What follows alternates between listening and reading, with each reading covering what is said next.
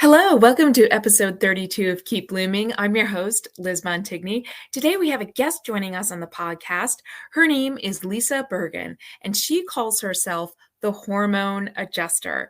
This episode is for you if you are experiencing health challenges, or maybe you're going through menopause and the hormones are all out of whack, because we're going to talk about functional wellness, getting to the root cause of things, and just knowing you're not alone in some of these frustrations and challenges. You're going to learn the first thing you should have in the morning and the foreign minerals that give you energy.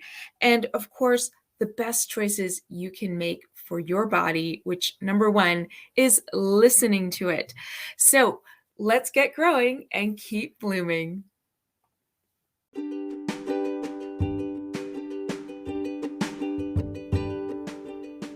Do you want simple steps to level up your mind, body, and spirit, or encouragement as you navigate the challenges of motherhood?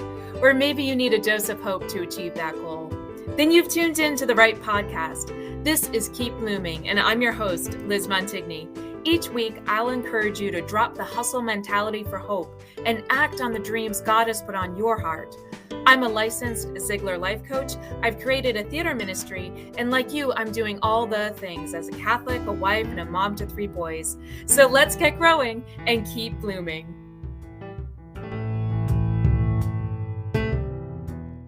Hello, welcome to Keep Blooming. I'm your host, Liz Montigny. Today, I am excited to have a guest on this show. Her name is Lisa Bergin, and she is a hormone adjuster, and we are going to talk about what that is in just a moment. Lisa, we met through a mutual friend, and this was going back a couple years ago now. And I decided I wanted to learn from you because one of just my ongoing goals is my physical health and just feeling good, but also weight loss and movement and all that stuff. And, a private class that I took with you where you talked all about the right foods to eat and how you want to approach improving your lifestyle and your health. And I found it really helpful because I'm one of those people, and there's probably people listening who also feel the same, that if somebody just tells me what to do, I'll do it. I'm just so tired. I can't. Like, there's so much information out there. Could someone just narrow it down for me? So thanks for being here, Lisa. What else do we need to know about you? What's a hormone adjuster? Oh, thanks, Liz. I am honored to be here. I think this is podcast is just such a fun way for your listeners to hear different things, right? And podcasting in general is really becoming big now. Instead of just reading a post or finding a group, it's listening. People listen when they drive. Like, it's just a fun thing, and I love coming and meeting new people when there's podcasting, right? And learning about others and what they do and all that fun stuff. So yes, I like to call myself the hormone adjuster. And what does that mean? I like to dive into functional wellness, where we get to address the underlying reasons why you feel the way you feel instead of masking the symptom, right? So I like to look at, you're coming to me with a challenge, the branches that are grown on a tree, right? I want to go deeper to the soil. What causes that trunk to grow? That's going to cause those branches to funnel out. And they're challenges, they're symptoms, but what was your life like before you had those challenges or symptoms? Because when we're dealing with hormones, we're not just dealing with our sex hormones, the estrogen, the progesterone, the testosterone. That's our sex hormones. That's one piece of the puzzle. When we look at hormones, we have to look at thyroid. We have to look at our stress hormones, insulin and cortisol. We have to look at our hunger and our fullness hormones, which are leptin and ghrelin. And then we have to look at, what is your overall quality of life? What is going on in your life that is really driving your symptoms? So instead of chasing symptoms, symptoms. We're going to chase systems, because different systems in your body have to work together. And that's why I call myself the hormone adjuster, because I'm going to help you heal from the inside out to help you find solutions to regain that younger, youthful, vibrant self. Does That's that make really sense? great. Yeah. Oh, it absolutely makes sense. I love it.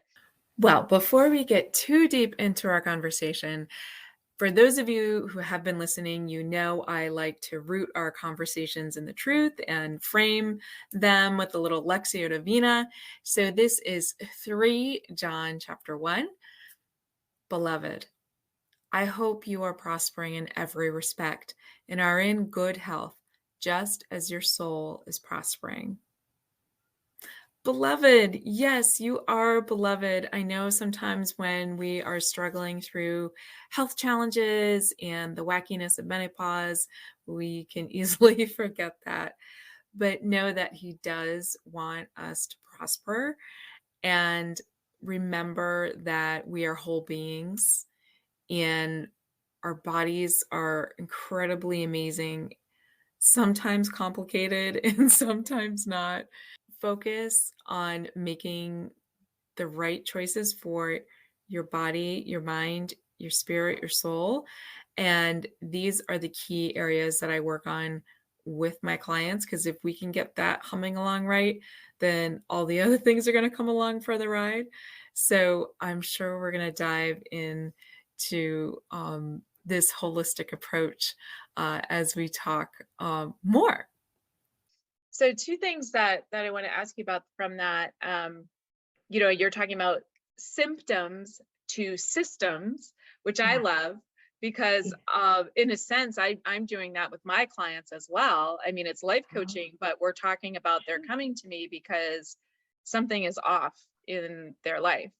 And so that's a symptom, and we have to figure out the right system to help them move along. So that's great. You said something about root causes, and I think that's so important, because we're holistic, and you need to get to what's really going on before you can get a handle on what's the next right thing for you. But I'm curious, what was the root cause for you? Like, why are you the hormone adjuster? Yeah, thank you. Great question. So several years ago, I had some trauma. I thought I was healthy, right? I thought I was this healthy person. I was a marathon runner. I trained to run 6 marathons. I thought I ate healthy. I walked. When I wasn't running, I was walking. I wasn't always the gym person. I never liked to lift weights. It was boring to me. I'd rather use my body to gain my strength and build up my strength than going and just pumping iron. It just wasn't for me. So I thought, okay, let's just train to run. And when somebody brought that to my attention, I'm like, nah, there's no way I can't be a runner. I have asthma. How could I run with asthma? I thought, I'll just be a walker. And then it just dawned on me, let's just train and let's see how you do. And here I am. I ran 6 marathons later.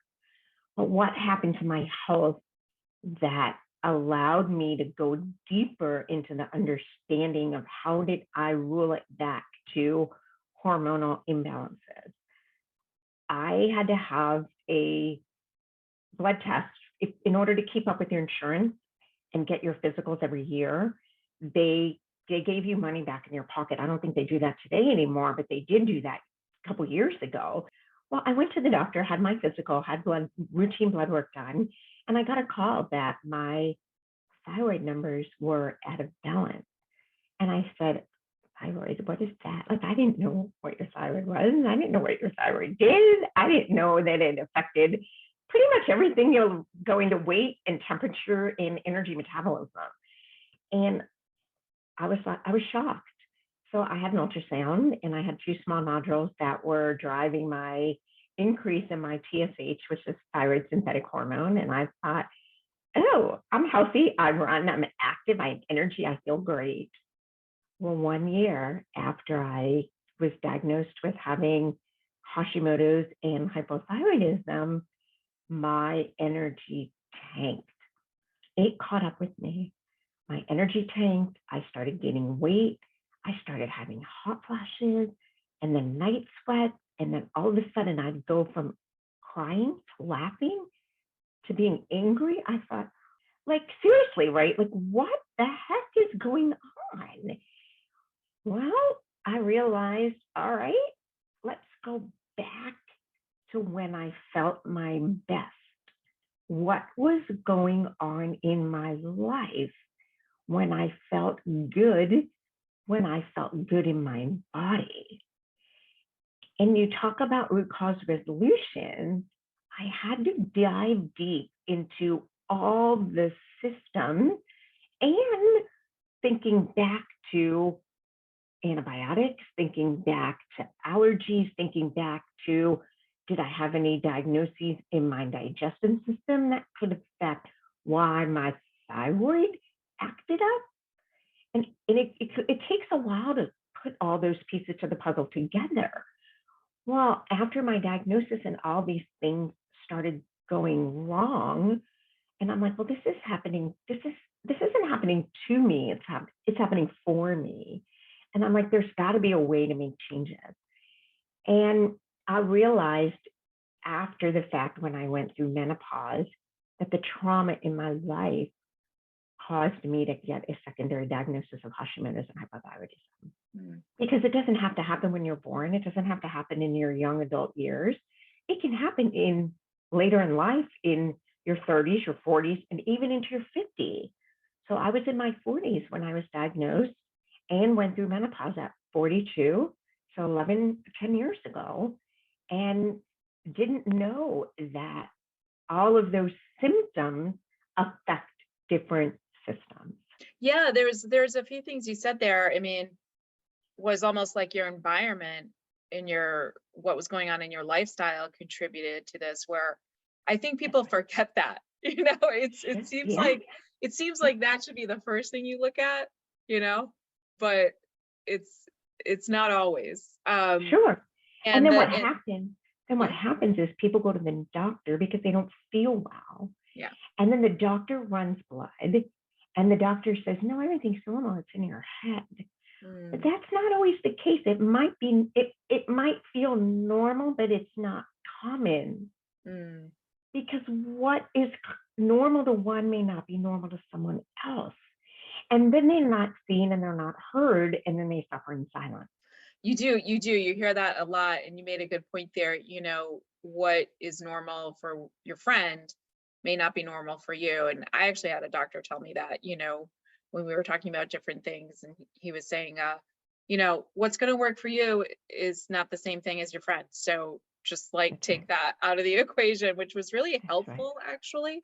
And like you said, the body doesn't lie. There's going to be a point where you're just going to get physically stopped because your body can't do it anymore.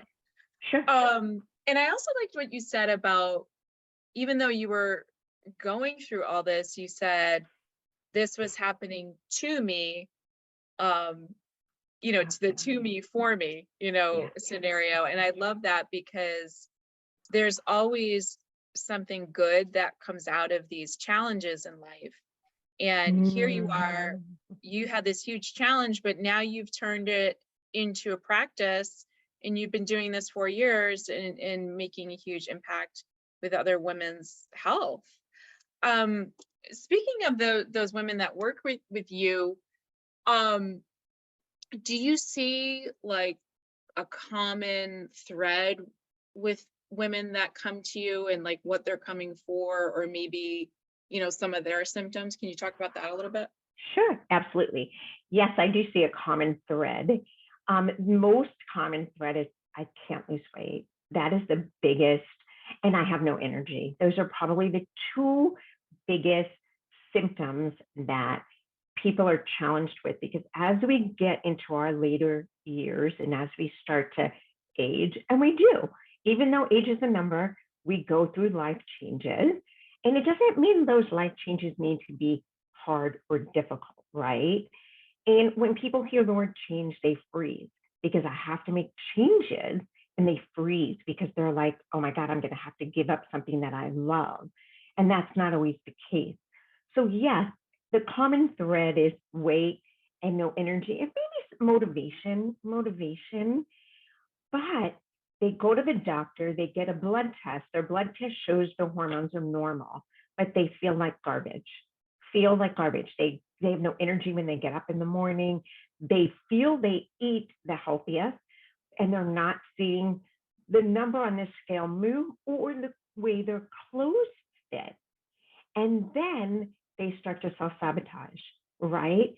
Then they go down this rabbit hole that this isn't working for me.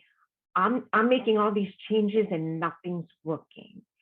But what people don't understand is your brain plays a role in how you treat yourself, what you say to yourself, how you act, because it hears every single thing you say to it. And I'm sure you experience that in life coaching when you're coaching your clients. Part of what I do in my practice with the challenges is work through some of the mindset component, but it's more about the action that you take to get the outcome that you're looking for. Yeah. That makes sense. Yeah, and that's so important to take those action steps, because until you act on that thought, you're not going to move much further. And that is so important when you talk about self-talk, and there are usually like a recurring lie, that we have like on a loop in our head for most people. And I know for me and probably some of the people listening too, that's where not only our mindset changes, but our faith comes in too, to just be like, that's a lie, Sure, that's right. That's right. Yeah. So because thoughts create feelings, and feelings create behaviors, and behaviors create outcomes, doesn't matter the circumstance, because the circumstance isn't going to change. It's the feeling that you have about it is what's going to change. And that also plays a role in our health as well. Because just because we don't feel well doesn't mean your symptoms common. It's common, but doesn't mean it's normal, and it's not normal for you.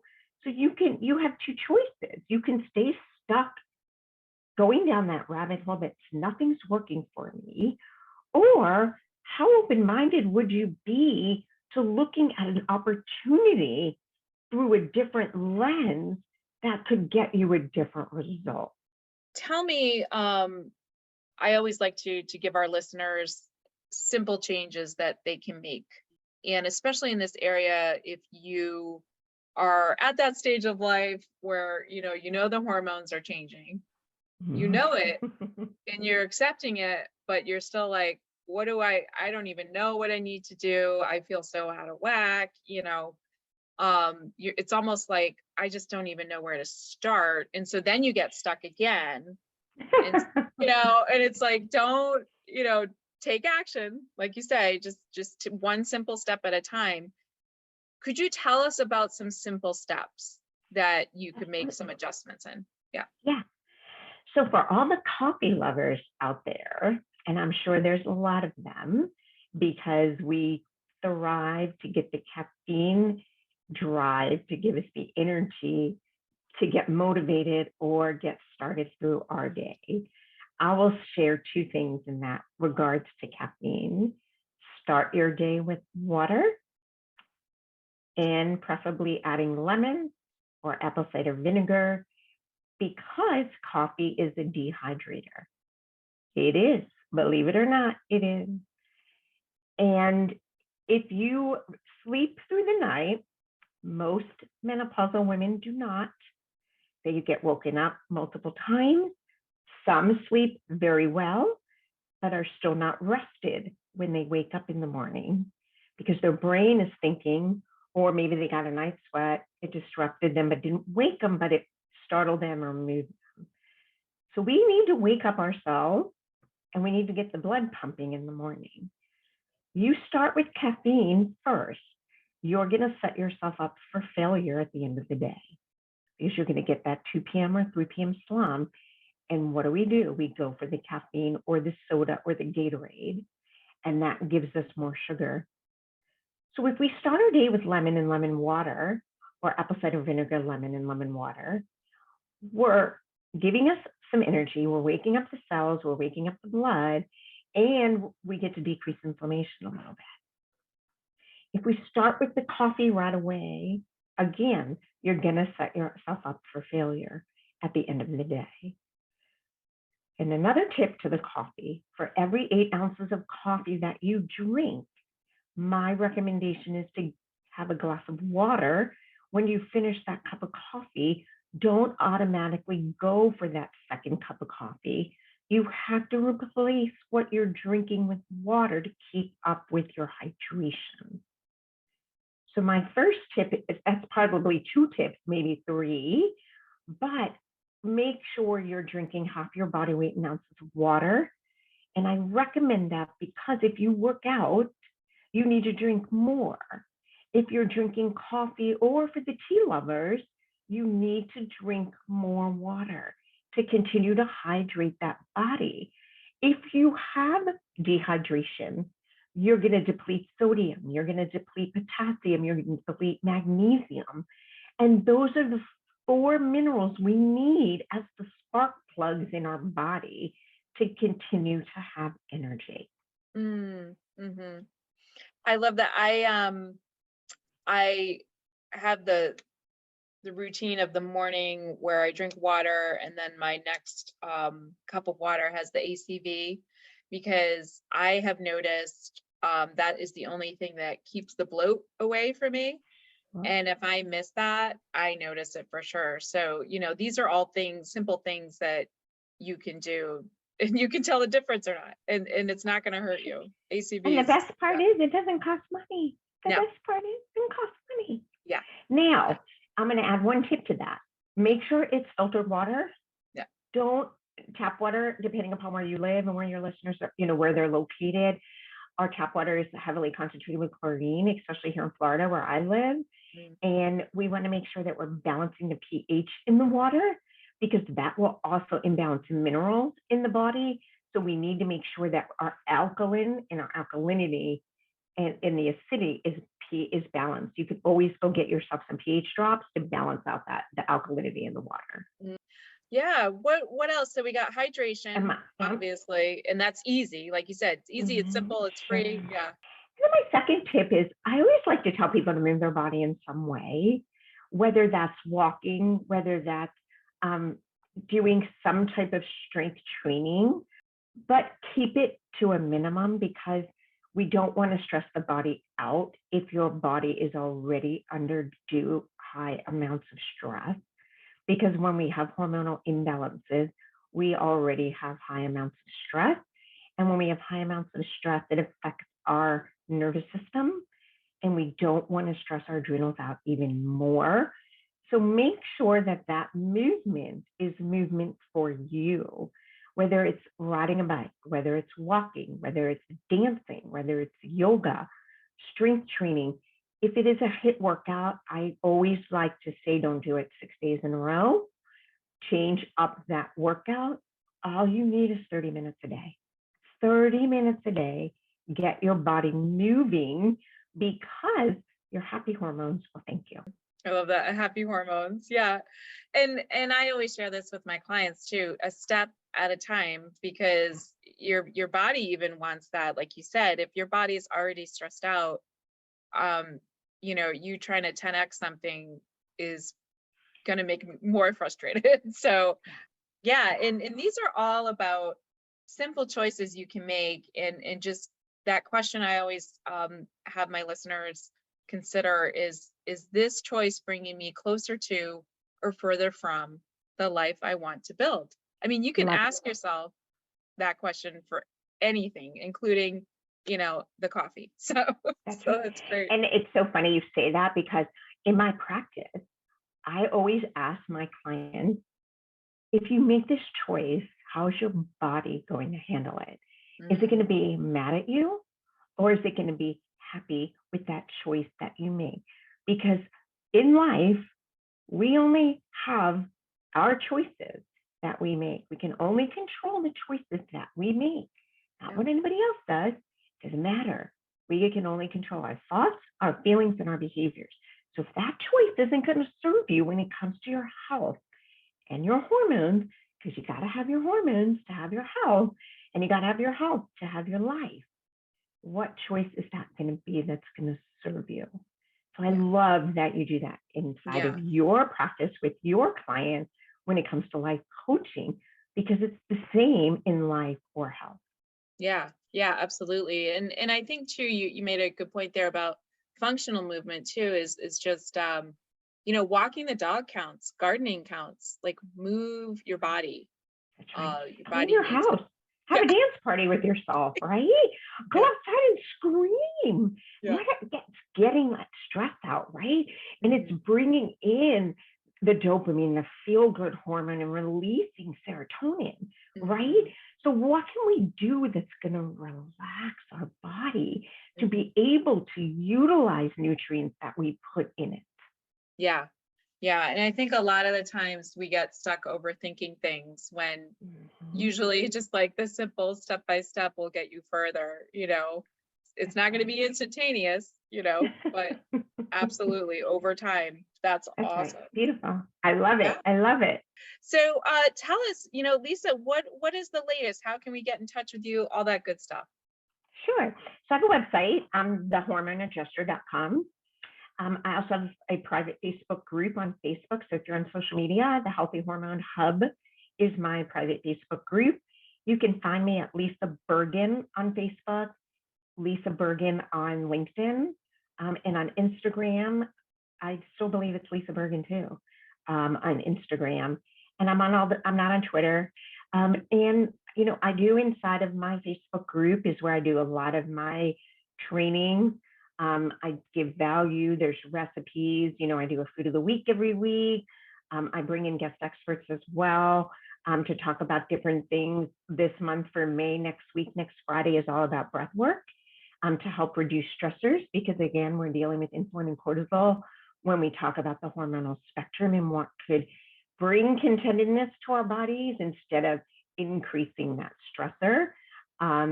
So those are the ways you can get a hold of me. And if you do go to my website, I do offer a freebie, 7 different ways to jumpstart your health. It's a guide. And if you go to my website, you can download that and get a nice freebie from me with a nice food chart on different foods that are highly approved for hormone balancing, along with some recipes. And I have a 5-day meal plan that I give you. Nice. Well, thanks for that. And all of that is in the show notes, friends. So please be sure to check out Lisa's info there. All right, so let's revisit our Lectio Divina for today. And this is 3 John chapter 1, verse 2. Beloved, I hope you are prospering in every respect and are in good health, just as your soul is prospering. Beloved, that is a beautiful word, and you need to remember that.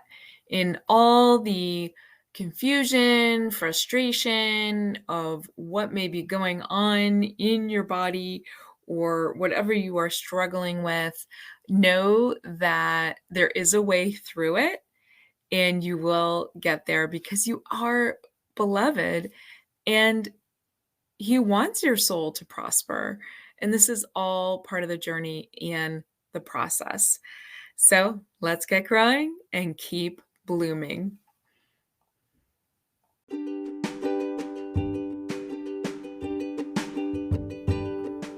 Thank you for joining me for this episode of Keep Blooming. Tune in every Wednesday for a dose of hope and encouragement.